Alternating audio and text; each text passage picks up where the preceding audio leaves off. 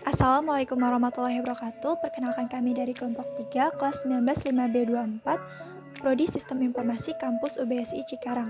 Dalam video presentasi ini, kami akan menjelaskan tentang Supply Chain Management atau yang kita kenal dengan SCM. Anggota kelompok kami terdiri dari 4 orang. Yang pertama ada Jaka Fitriansa dengan NIK 19200497. Yang kedua ada Rastra Adi Chandra dengan NIK 19200629. Yang ketiga ada Tuti Wiyarsi dengan NIK 19200521. Dan yang terakhir ada Viken Torasilaban dengan NIK 19200491. Oke, masuk ke pembahasan yang pertama, yaitu terkait dengan pengertian dari SCM. SCM ini singkatan dari Supply Chain Management, adalah sebuah fondasi pemenuhan kebutuhan konsumen yang dilakukan oleh bisnis manufaktur, retail, dan grosir. Untuk mengatur rantai pasok secara optimal, perusahaan perlu melakukan manajemen rantai pasok dengan baik. Supply Chain Management merupakan salah satu proses yang krusial di mana arus pertukaran bahan baku, informasi, serta keuangan antar perusahaan terjadi. Konsep kerjasama ini kemudian berkembang menjadi ESCM dengan menggunakan internet, intranet, maupun extranet sebagai media komunikasi secara online dan real time, memastikan bahan baku baik dari pemasok maupun barang jadi ke konsumen selalu tersedia sesuai dengan kebutuhannya. Ini adalah ilustrasi sederhana dari supply chain, di mana ada dua kata yang sangat penting dalam supply chain management. Yang pertama adalah kata supply yang berarti pasokan, dan yang kedua adalah kata chain yang artinya rantai. Dalam arti rantai pasokan barang ini mengalir dari hulu ke hilir sebagai bentuk rantai mengikuti sejumlah pihak yang tertera pada slide berikut ini. Yang pertama, supplier yang ada di hulu memasok material ke manufaktur dan diolah di manufaktur lalu didistribusikan dan sampai di distribusi center. Dari distribusi center lanjut dikirim ke wholesaler. Wholesaler mengirim barang jadi ke retailer atau toko-toko, dan dari toko-toko dan retailer inilah barang jadi tersebut sampai kepada konsumen. Selanjutnya ada konsep dari Supply Chain Management. Supply Chain Management atau SCM ini memungkinkan kolaborasi, perencanaan, pelaksanaan, dan koordinasi semua jaringan pemasok, serta memberdayakan untuk selalu menyesuaikan suplai rantai proses dengan lingkungan yang berubah secara kompetitif. Supply Chain Management adalah sebuah proses di mana produk diciptakan dan disampaikan kepada konsumen. Dari sudut struktural, sebuah supply chain management merujuk kepada jaringan yang rumit, dari hubungan di mana organisasi mempertahankan dengan partner bisnis untuk memperoleh bahan baku, produksi, dan menyampaikannya kepada konsumen.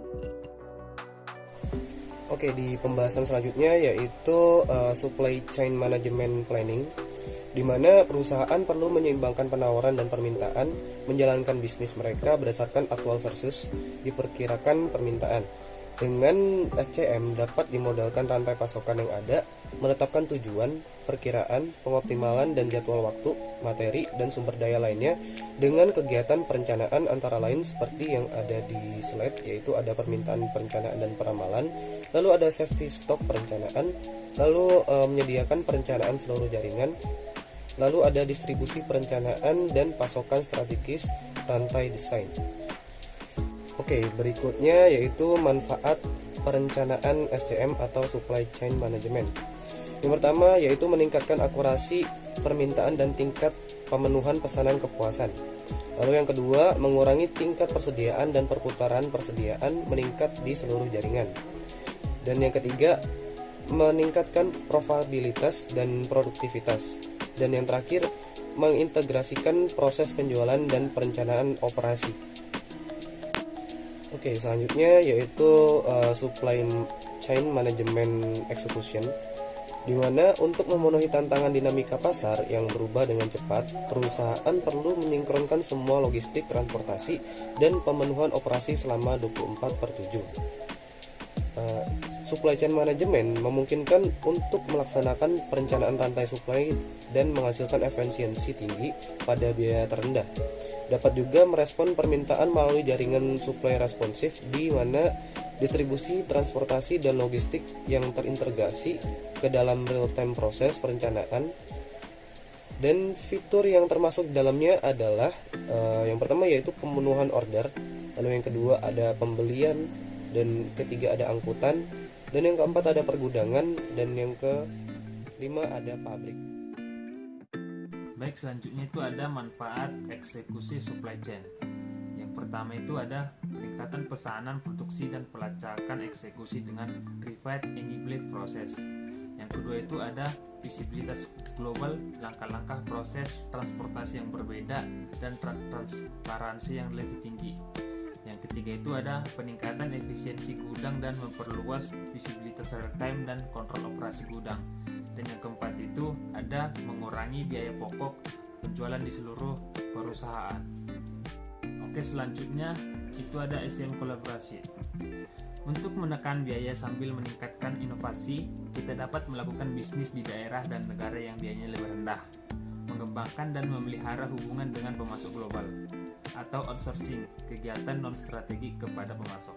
Untuk melakukannya, harus dibina hubungan kolaboratif dengan para pemasok, produsen outsource, dan pelanggan.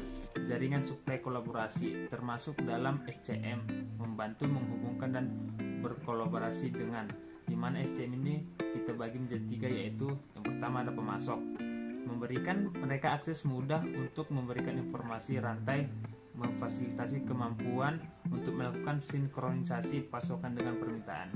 Kemudian yang kedua ada pelanggan, yaitu menyediakan kemampuan yang luas untuk pengisian ulang, termasuk min atau maksimal berbasis vendor yang dikelola di persediaan atau VMI, dan mengesampingkan promosi dan beban transportasi. Selanjutnya yang ketiga itu ada kontrak produsen, yaitu menyediakan kemudahan akses tanpa batas untuk memberikan informasi rantai dengan memperpanjang proses visibilitas dan kolaboratif untuk proses produksi. Baik, selanjutnya itu ada manfaat kolaborasi. Supply chain management itu ada 5. Yang pertama, streamline kolaborasi dengan pemasok, produsen kontrak, dan pelanggan. Yang kedua itu secara signifikan mengurangi pengadaan, penjualan, dan biaya persediaan. Dan yang ketiga itu meningkatkan visibilitas rantai supply dan meningkatkan kecepatan secara keseluruhan dan jaringan supply. Dan yang keempat itu mengurangi tingkat persediaan sambil mengelola variasi dalam penawaran dan permintaan. Dan yang kelima itu meningkatkan komunikasi dan mengurangi kesalahan dan biaya pengolahan. Oke, selanjutnya saya akan menjelaskan tentang komponen SCM atau Supply Chain Management. Yang pertama ada Upstream Supply Chain, yang kedua ada Internal Supply Chain Management, yang ketiga ada Downstream Supply Chain Segment. Yang pertama ada yang Upstream Supply Chain, yaitu merupakan keseluruhan kegiatan perusahaan manufaktur dengan pendistribusiannya dan hubungan antara manufaktur, assembler, atau kedua-duanya dengan distributor atau yang disebut dengan second tier. Hubungan para distributor dapat diperluas menjadi pada beberapa tingkatan. Semua jalur dari asal bahan baku atau material.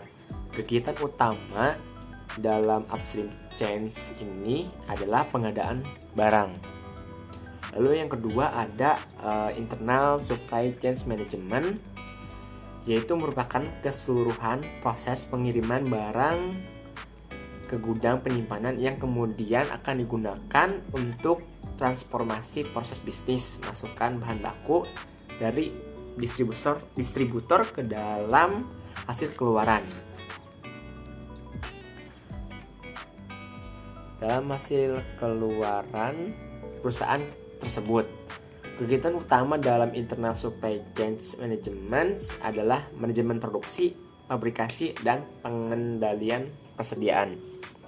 Lalu yang terakhir ada downstream supply chain segment, yaitu merupakan keseluruhan kegiatan yang melibatkan pengiriman produk kepada konsumen akhir.